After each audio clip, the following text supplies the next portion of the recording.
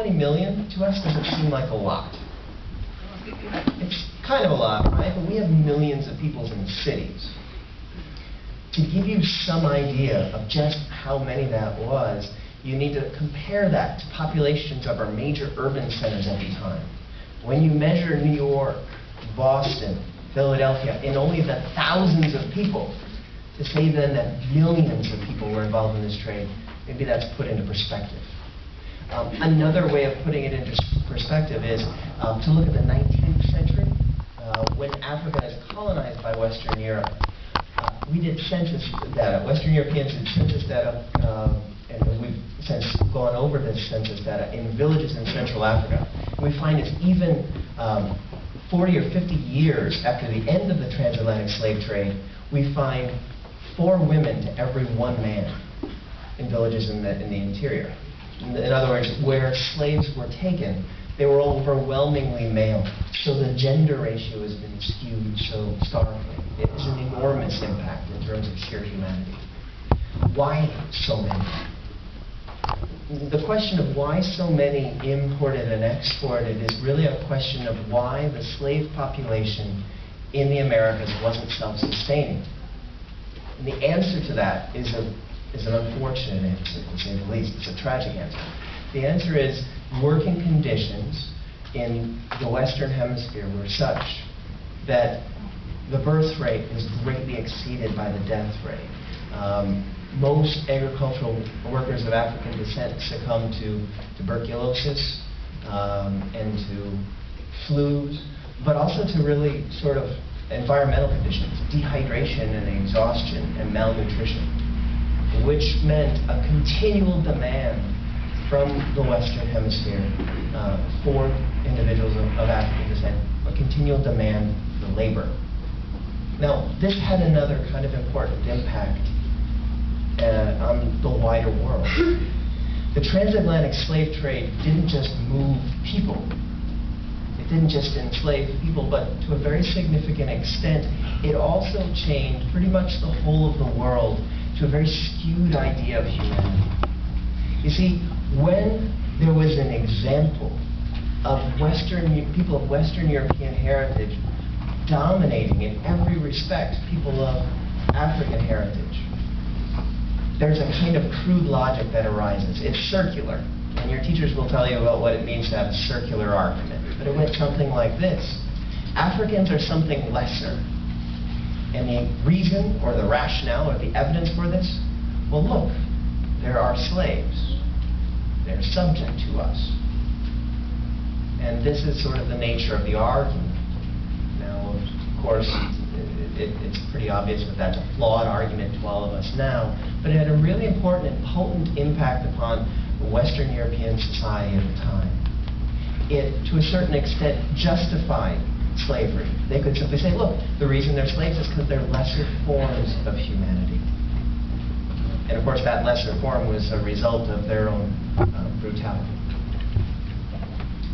The Middle Passage is a pretty remarkable human tragedy. All right? I have this picture up here because it shows the nature of the transportation. Right? It demonstrates how tightly packed human beings were put into ships. And it also makes one more point. We estimate 20 million people. The estimate really comes from a certain kind of computation, right? Based on the number of survivors, although no doubt significant numbers would not survive. So this is the plan, in other words, of the slave ship. All right.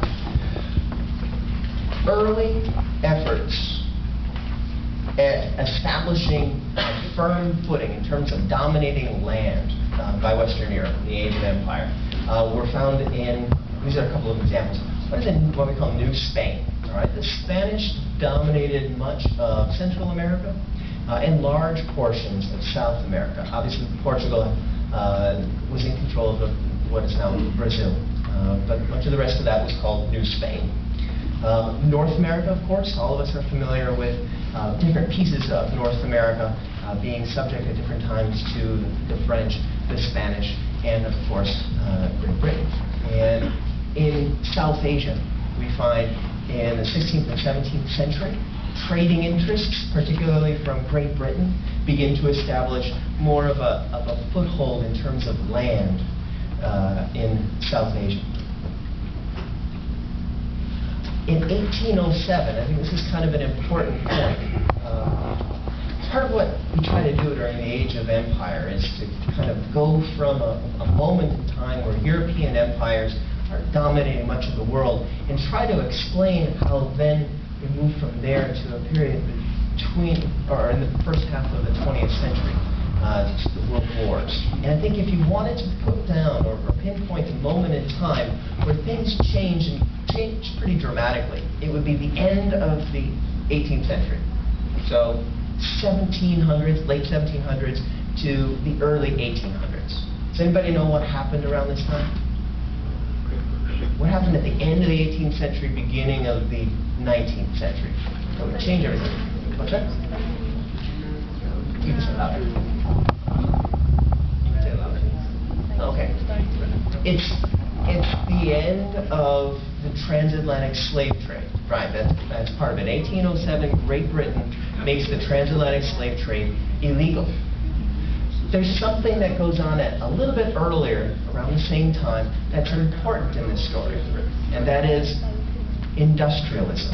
All right, the Industrial Revolution, late 1800s, thereabouts, or sorry, late 1700s, 1780 to 1810. First Industrial Revolution is in Great Britain.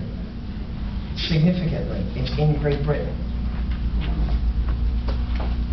Now, at this time, for a very long period of time, there were many conscientious objectors to the transatlantic slave trade, for the kind of imposition of European power on different colonies.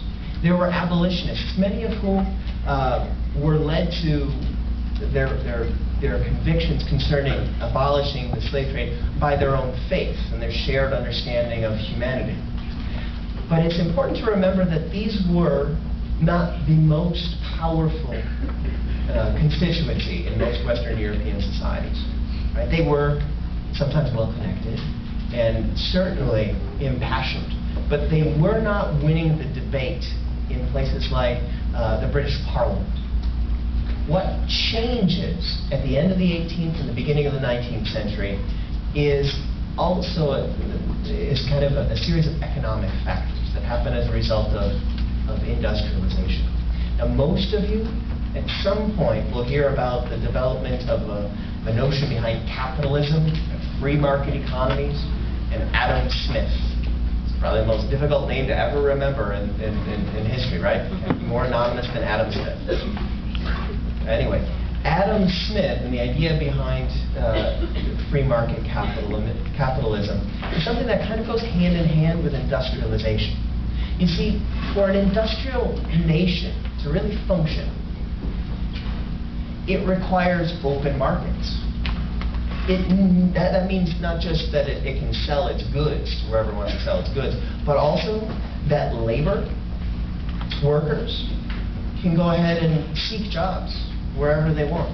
And that the best workers with the best skills will be hired and they'll earn higher wages. Right? If this sounds familiar, this is the basic theory that kind of underpins our current economic system. Well, at the time, in the late 1800s, early 1900s, most Western European countries didn't practice this sort of economy at all. It didn't make any sense to them.